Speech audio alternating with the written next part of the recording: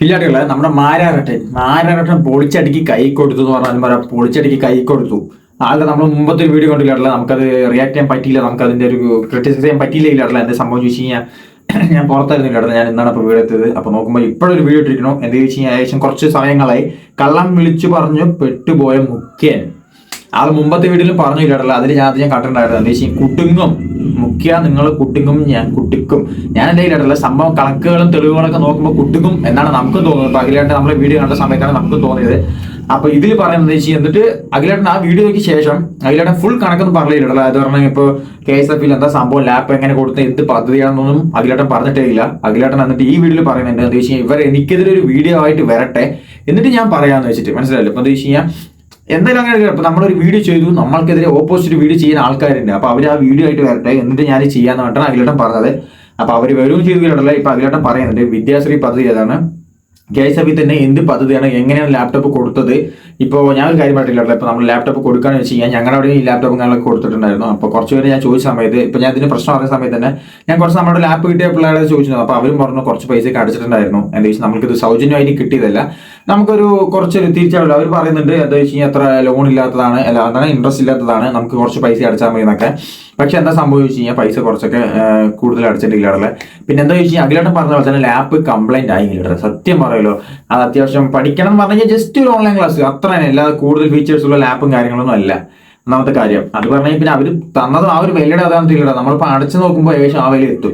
അപ്പൊ നമ്മുടെ അഖിലേട്ടൻ ഇപ്പൊ പറയുന്നത് എന്താ വെച്ച് കഴിഞ്ഞാൽ KSF ഏതാ പദ്ധതി, വിദ്യാശ്രീ പദ്ധതി ഏതാണ്, മറ്റേ പദ്ധതി ഏതാന്നുള്ളത് പറയുന്നുണ്ട്. ഞാൻ വിചാരിച്ചില്ല KSF എന്ന് പറഞ്ഞു കഴിഞ്ഞാൽ ചിട്ടി അല്ലെങ്കിൽ നമ്മളൊരു മറ്റേ LIC സംഭവങ്ങൾ അങ്ങനത്തെ പോലെ ഇൻഷുറൻസും കാര്യങ്ങളൊക്കെ ആണെങ്കിൽ ഉള്ളത് KSF ഇട്ടാ. എന്താ വെച്ചാൽ ഞാനൊന്നും ആലോചിച്ചില്ല, KSF ഇപ്പൊ 81 കോടി കൊടുത്തിട്ട് ഇപ്പൊ ലാപ്ടോപ്പ് അവിടെ നിന്ന് പർച്ചേസ് ചെയ്യുന്ന കാര്യം എന്താണ്, KSF എങ്ങനെ ഈ സാങ്കേതികപരമായിട്ട് ഇങ്ങനെ നീങ്ങാൻ തുടങ്ങി എന്നൊക്കെ ഞാൻ വിചാരിച്ചു. നമ്മുടെ ചേട്ടൻ KSF വർക്ക് ചെയ്യേണ്ടിയിട്ടുള്ള.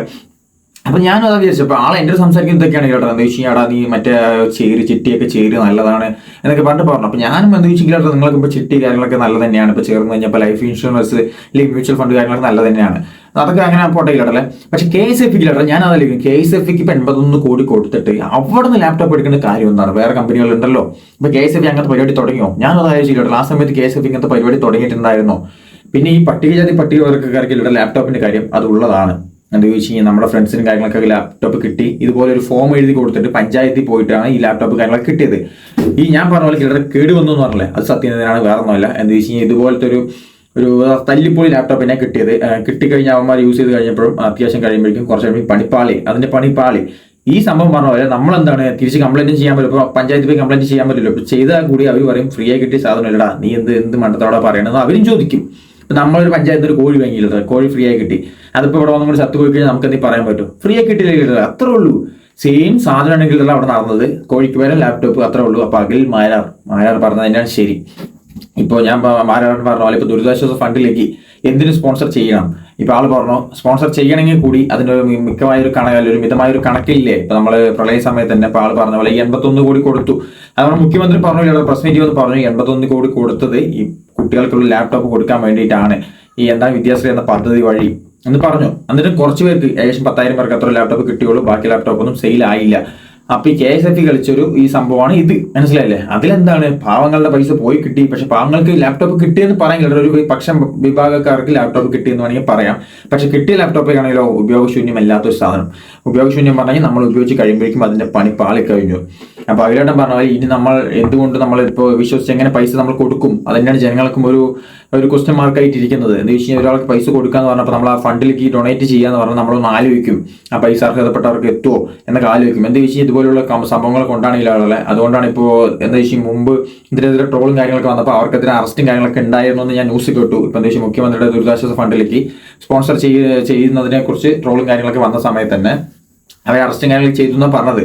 അതങ്ങനെയാണ് ഇല്ലാതെ. നല്ലത് പറയാൻ നിന്ന് കഴിഞ്ഞാൽ അവനെ അറസ്റ്റ് ചെയ്യും, ചിലപ്പോൾ അവനെ ഭ്രാന്തനായി ചിത്രീകരിക്കും, അതൊന്നും ആയിക്കോട്ടെ ഇല്ലാണ്ടല്ല. അപ്പൊ നിങ്ങളും ഒന്ന് ചിന്തിക്കൂ. ഇപ്പൊ ഞാൻ അഖിലേട്ടൻ പറഞ്ഞതുകൊണ്ടല്ല, ഇപ്പൊ അഖിലേട്ടൻ പറഞ്ഞതുകൊണ്ടാണ് എനിക്കും ഒന്ന് ഞാനൊന്ന് ആലോചിച്ച് പറഞ്ഞത്. എന്താ വെച്ചാൽ KSF ഇപ്പൊ ഈ പദ്ധതി തുടങ്ങി, അല്ലെങ്കിൽ അവർക്ക് 81 കോടി കൊടുത്തിട്ട് ഈ ലാപ്ടോപ്പ് അവിടെ നിന്ന് എന്തുകൊണ്ട് പർച്ചേസ് ചെയ്തു, എന്തിനാണ് അതിന്റെ ആവശ്യം? KSF എന്ന് പറഞ്ഞു കഴിഞ്ഞാൽ ചിട്ടി അങ്ങനത്തെ പരിപാടികൾ സംഭവങ്ങൾ ഉള്ളതല്ലേ.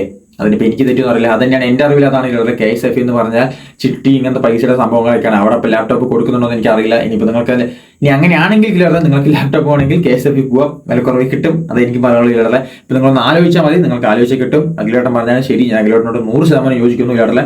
ഇനിയും നിങ്ങൾ ആലോചിക്കുക.